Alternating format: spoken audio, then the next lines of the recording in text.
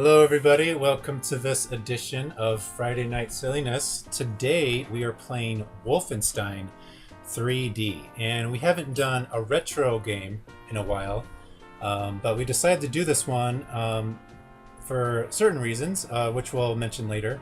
And today we have Joseph. Say hello, Joseph. Salutations, all. And for most of you that are probably watching this right now, probably haven't been born yet when this game was made. This came out in May 1992, I believe. Are you sure it was 92? I thought it was a little older than that. Because I don't think I'm older than this game, but I might be. Barely. Well, I know I definitely am.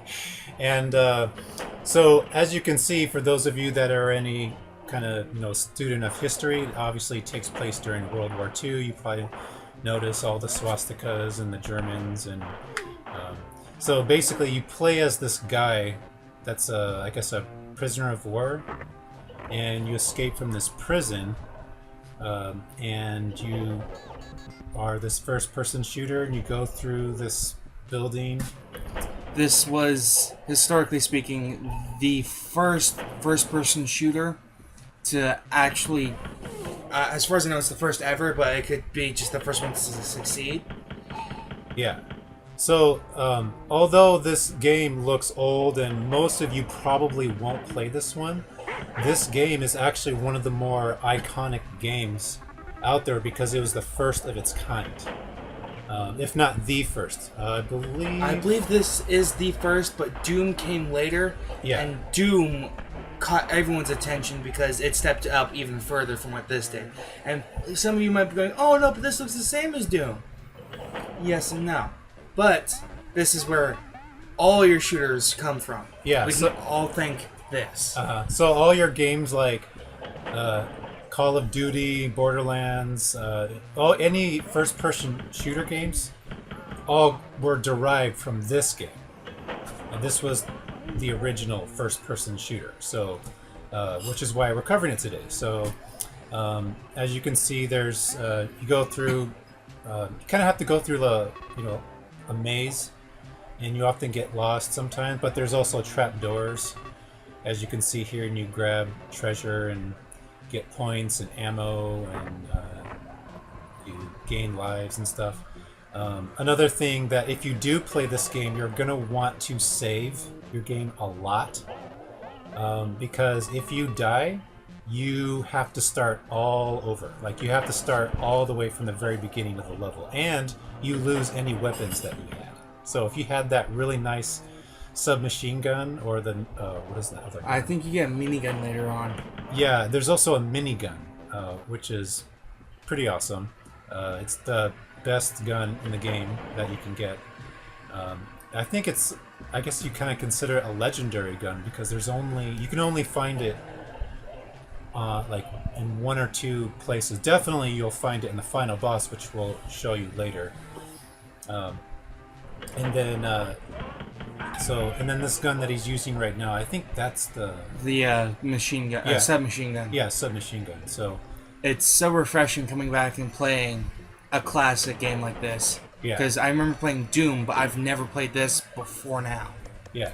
So when I was in college, not only did I play the first episode, I played all 6 episodes, and I unlocked every single secret door, every single treasure, and all that. So I've literally played this game backwards and forwards, and even in my sleep. So I'm definitely very familiar with. It's funny that you should say sleep, because in the newest Wolfenstein game on the Xbox One, you can go to bed and have a nightmare where you go through and you play classic levels of Wolfenstein. Really? Yes. Interesting. I didn't know that. That's kind of makes me want to play it now.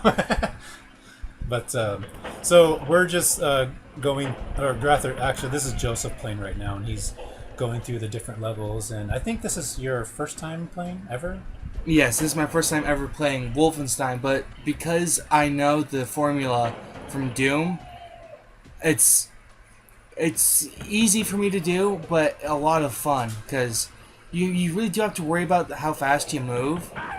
because you have to get out of the way, especially of the officers, which they stick to all the classic tropes of Nazis. Officers are blonde. They have the bucket helmet. Oh yeah. So you'll notice all the Gustapos. They go Gestapo. Like there's definitely sounds that you recognize, like who it is that you're approaching when they come up to you, and some of the sound effects are pretty funny and almost laughable, but it kind of, I don't know, it makes me want to play it even more. It's just funny. But yeah. So I believe right now. So actually, another thing you might notice. When he goes up to a bunch of random walls like that, he's not humping the wall. I am searching for secrets. He is searching for trapdoors. So for those of you that thought like, what in the world is he doing? Yeah, no, he hasn't lost his mind. He's still very, conscious and knows what he's doing. Yep, it was one of the standard things people just, I'm going to follow these walls and see if there's any secrets behind them. I knew that they would usually hide them around behind pictures or something. There's usually a visual clue of some sort. Yeah. So I just go up to every picture of Hitler and I try to move it. If it doesn't work, I punch it. Because, punch Hitler. Yeah. And on most levels, if not all of them, except for the first one, you have to find some sort of key. And there's a gold key and a silver key. In this particular one, you just only have to find the gold key. Which kind of adds to the difficulty of the game, because even if you find the door, you're not going to be able to pass unless you find that key first, which he did and found it quite effortlessly, actually. So that's the second level, and we're going to go ahead and fast forward all the way to floor 9. And there's actually 10 levels, which there is a secret level which you can only enter through the first level. And I missed that, and I was wondering where that last secret was that I was looking for. Yeah. Because I only missed like 1 or 2.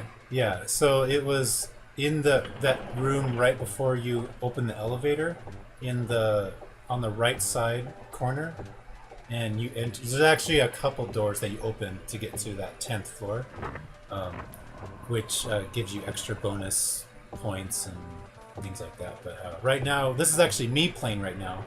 And this is the final boss in the first episode of 6 episodes. So I'm a little. I haven't played it in a while, so as you can see, I'm a little trigger happy. I'm like, talk. Oh wait, no, shoot.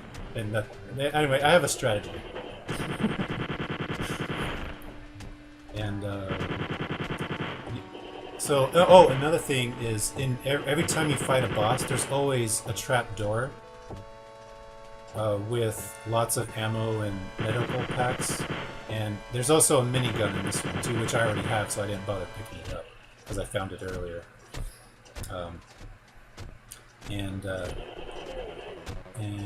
There he goes. And this guy, you have to pick up a key, and you finish the level like that. And there's actually another trapdoor behind this one, which I didn't bother opening even though I knew about it, but anyway, so yeah, and he escapes. Yay!